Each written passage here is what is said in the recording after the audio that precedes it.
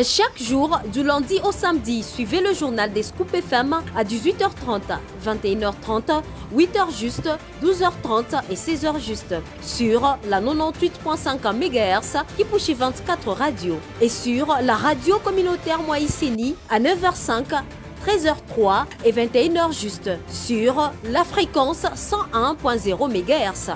Nos chaînes partenaires Scoop FM, la neutralité réelle. Vous informer, c'est notre devoir, mesdames, messieurs. Bonsoir et bienvenue à cette édition du journal qui s'ouvre par les titres. Pour soutenir l'effort de la guerre dans la ville de Goma, le président Félix Tshisekedi a ordonné au gouvernement de lui soumettre dans 70 heures de mesures strictes de réduction des dépenses publiques. Et puis prévu pour ce samedi 1er février 2025 à Kinshasa, la marche populaire pour soutenir le FARDC annoncé par l'opposant congolais Martin Fayoulou a été annulée. Selon Martin Fayoulou, cette décision a été prise pour éviter toute escalade de violence et préserver la paix. C'est tout pour les titres. Les développements, c'est tout de suite.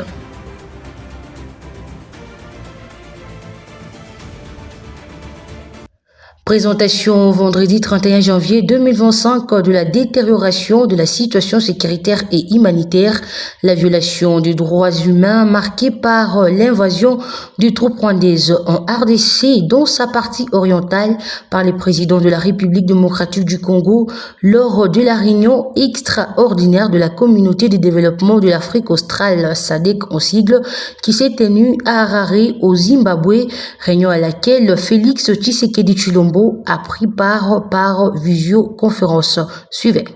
La situation sécuritaire de la province du Nord Kivu en RDC, envahie par l'armée rwandaise, était au centre de la réunion extraordinaire de la communauté de développement de l'Afrique australe, SADC en sigle, qui s'est tenue le vendredi 31 janvier 2025 à Harare, au Zimbabwe, où le chef de l'État, Félix Tshisekedi, a pris part par visioconférence. Le président de la République et son homologue zambien, Hakainde Hichilema, ainsi que des représentants d'autres chefs d'État et de gouvernement membres de la SADC ont pris part à cette importante rencontre. Le chef de l'État a présenté la situation marquée par l'invasion du Goma par des troupes rwandaises, la détérioration de la situation sécuritaire et humanitaire, la violation des droits humains à la suite de massacres de nombreux innocents et la profanation du corps sans vie au risque d'épidémie. Félix Tshisekedi a demandé le renforcement de la SAMI DRC et a plaidé pour l'obtention du retrait des troupes rwandaises du territoire congolais afin de mettre en place un plan de contingence. Les différentes parties prenantes ont préconisé la tenue immédiate d'un sommet conjoint SADC-EAC afin de réfléchir sur la manière de trouver une solution efficace à la situation sécuritaire dans l'Est de la République démocratique du Congo. Au cours d'un échange de vœux avec les corps diplomatiques et consulaires accrédités au Burundi, vendredi 31 janvier 2025, le président Évariste Ndayishimiye a exprimé ses préoccupations sur la situation sécuritaire en Afrique de l'Est, dénonçant le rôle du Rwanda dans l'instabilité régionale. Évoquant les tensions croissantes en RDC, le président burundais a estimé que l'ensemble de la région était sous menace. Écoutons le président burundais dans cet extrait. Le président du Burundi, Ndayishimiye, met en garde contre la guerre. Kagame doit être arrêté avant qu'il ne soit trop tard. Vous voyez ce qui se passe ici, tout près de chez nous. Pourquoi ce silence? Est-ce que la communauté internationale ne voit pas les conséquences? Je vous dis que si ça continue comme ça, la guerre risque d'être généralisée dans la région. Parce que le peuple ne peut pas se laisser faire.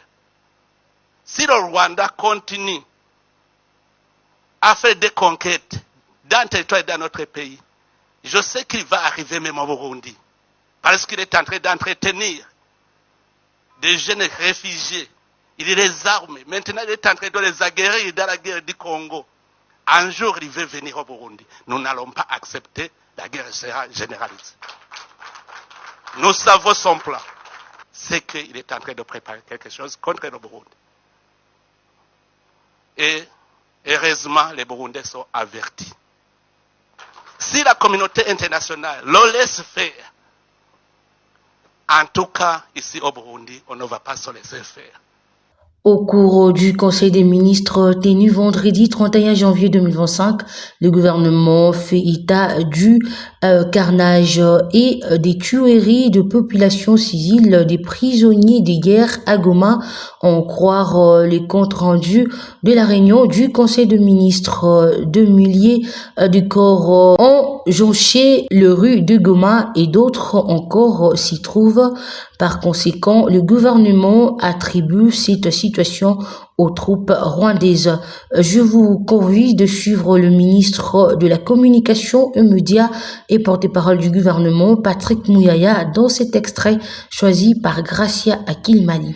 Sur le plan sécuritaire, spécifiquement pour la ville-province de Kinshasa, les vice-premiers ministres, ministres de l'Intérieur, a rappelé la condamnation ferme du gouvernement des troubles à l'ordre public avec actes de vandalisme et pillage des quelques chancelleries et autres établissements privés enregistrés dans la journée du 28 janvier 2025 au cours de la manifestation de la population contre l'agression rwandaise dans la province du Nord Kivu, du carnage et des tueries des populations civiles et des prisonniers de guerre dans la ville de Goma.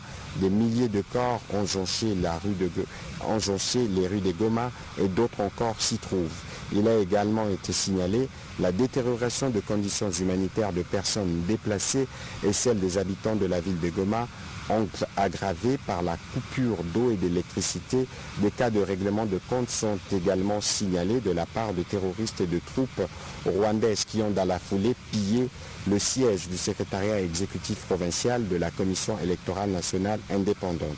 Parlant toujours de la situation sécuritaire dans la ville de Goma, face à la détérioration de cette situation, le président de la République, Félix-Antoine Tshisekedi, a ordonné au gouvernement de lui soumettre sous 72 heures des mesures strictes de réduction des dépenses publiques afin de soutenir l'effort de guerre. Cette annonce a été faite lors du Conseil des ministres tenu ce vendredi 31 janvier à la Cité de l'Union africaine. Une fois de plus, Patrick Mouyaya dans ce compte rendu. Il a insisté sur l'impératif pour les institutions publiques de l'État et leurs animateurs d'adopter un train de vie plus sobre. L'objectif poursuivi est de dégager des économies qui nous permettront immédiatement d'octroyer une prime exceptionnelle à nos vaillants militaires, policiers et aux patriotes volontaires Wazalendo engagés dans les combats à l'est du pays en augmentant leur pouvoir d'achat et en assurant la couverture sanitaire pour eux ainsi que pour leurs membres de famille respectifs. Parallèlement, des propositions urgentes doivent porter sur leur renforcement en équipement. Dans cette optique, le président de la République a engagé le gouvernement et son cabinet à lui soumettre dans les 72 heures des mesures rigoureuses de réduction de train de vie consistant en des coupes par palier et devant être opérées sur les frais de fonctionnement et les interventions économiques de la présidence de la République, de l'Assemblée nationale, du Sénat, du gouvernement, du pouvoir judiciaire ou encore des institutions d'appui à la démocratie. Au-delà des efforts spontanés, de coupe devrait également porter sur les rémunérations des mandataires publics, des membres des cabinets politiques, du pouvoir judiciaire et ceux des institutions d'appui à la démocratie. Par ailleurs, toutes les missions et évacuations sanitaires à l'étranger non essentielles doivent être suspendues. Il en est de même pour les subventions non essentielles à accorder à certains organismes publics ainsi que d'autres acquisitions pour les institutions publiques judiciaires et assimilées. Doivent également être suspendues pour une durée de 12 mois les augmentations salariales, les corrections des grades et les mécanisations des agents publics de l'État autres que les militaires et policiers, sauf évidemment dérogation spéciale. Dans cet effort national, le président de la République a aussi invité les secteurs privés à envisager de faire des dons ou de constituer les fonds pour soutenir directement nos forces armées et les populations déplacées. Ainsi, les excédents des trésoreries qui seront générés dans le cadre de l'effort de guerre par ces comptes spéciaux devront être reversés au compte général du Trésor. Des mécanismes doivent aussi être mis en place pour permettre à chaque Congolais qui le souhaite de contribuer à cet effort de guerre. Je l'avais annoncé en titre, l'opposant Martin Fayoulou a annoncé l'annulation de la marche populaire qu'il avait prévue ce samedi 1er février à Kinshasa pour dénoncer l'agression rwandaise dans l'est de la République démocratique du Congo et exprimer son soutien aux forces armées congolaises. Dans une déclaration faite par son parti politique, l'ECD, Martin Fayoulou a expliqué que cette décision a été prise pour éviter toute escalade de violence et préserver la paix sociale. Écoutez Devos Kitoko, secrétaire général de l'ECD, dans ce propos recueilli par votre rédaction. Chers compatriotes, le président élu, Martin Fayoulou, avait lancé un appel solennel à la mobilisation populaire pour une marche de colère prévue ce samedi 1er février afin de dénoncer l'agression rwandaise et exprimer notre soutien indéfectible à nos vaillants militaires. Cependant, face à la montée des tensions, aux actes de vandalisme et aux scènes de pillage observées lors des manifestations populaires de cette semaine, le président élu, après de larges consultations avec le bureau national de l'ECD et le collège des fondateurs de la MOUCA, a pris la décision de suspendre la marche de ce samedi. Cet acte de responsabilité vise à éviter toute escalade de violence et à préserver la paix sociale dans notre pays. Toutefois, le président Fayoulou appelle solennellement tous les Congolais à la cohésion nationale. C'est ensemble, dans un élan de solidarité et d'unité, que nous allons sauver notre patrie du danger qui la menace. Mesdames, Messieurs, votre journal se poursuit sur la chaîne de la neutralité réelle. Au moins 700 personnes ont été tuées et 2800 autres blessées lors des affrontements pour le contrôle de la ville de Goma entre le FARDC et les rebelles du M23 entre les dimanches 26 janvier et les jeudis 30 janvier, selon l'Organisation des Nations Unies. Les porte-parole de l'ONU, Stéphane Dujarric, qui a livré ces informations le vendredi 31 janvier, précise que ces bilans provisoires pourraient s'aggraver. Pour sa part, le gouvernement congolais évoque un véritable carnage dont les comptes rendus dès son conseil de ministres du 31 janvier 2025. Les bureaux de coordination des affaires humanitaires de l'ONU et plusieurs organisations humanitaires signalent une hausse du nombre de déplacés à la suite de l'offensive du M23. Et pour terminer, officiellement investi le vendredi 31 janvier, le nouveau gouverneur militaire du Nord Kivu, le général-major Évariste Somo Kakule, a pris ses fonctions lors d'une cérémonie à Béni. Il a affiché une détermination sans faille à restaurer l'autorité de l'État sur l'ensemble du territoire occupé par le rebelle du M23 et l'armée rwandaise. Le point avec Joyce Kalinga. Dans un discours, le nouveau gouverneur a clairement fixé ses priorités, reprendre le contrôle des Goma, siège du pouvoir provincial et libérer l'ensemble des zones des occupations de rebelles. C'est dans un contexte particulièrement grave que je prends ces fonctions. Une partie de notre province est occupée par le Rwanda sous les labels du M23. Je n'ai pas de bureau ici à Béni, mon bureau est à Goma et nous devons ensemble nous battre pour que je le rejoigne, a-t-il rassuré. L'ancien des défis qui l'attendent, le général Évariste Somo Kakule, a lancé un appel à l'unité et à la mobilisation générale. Il a exhorté l'ensemble des Congolais de province au pouvoir central à soutenir l'effort de pacification et la stabilisation du Nord Kivu.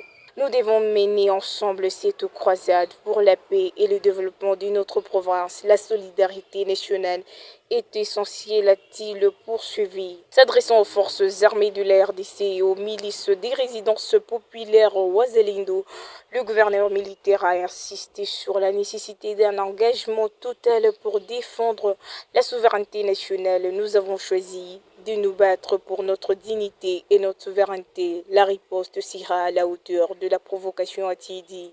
Nommé par le président Félix Tshisekedi, le général-major Évariste Somo Kakule prend le commandement du Nord Kivu dans un contexte critique. Ancien commando parachutiste et ex-commandant de la 31e brigade de la création rapide de FRDC et succède le général-major Peter Chirimwani Kuba, tué lors des combats contre le M23 sur l'ex d'Issaké.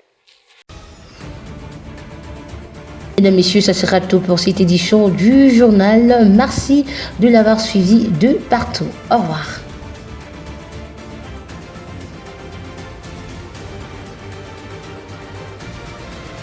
Chaque jour, du lundi au samedi, suivez le journal des Scoop FM à 18h30, 21h30, 8h juste, 12h30 et 16h juste sur la 98.5 MHz Kipushi 24 radio et sur la radio communautaire Moïseni à 9h05, 13h03 et 21h juste sur la fréquence 101.0 MHz. Nos chaînes partenaires Scoop FM, la neutralité réelle.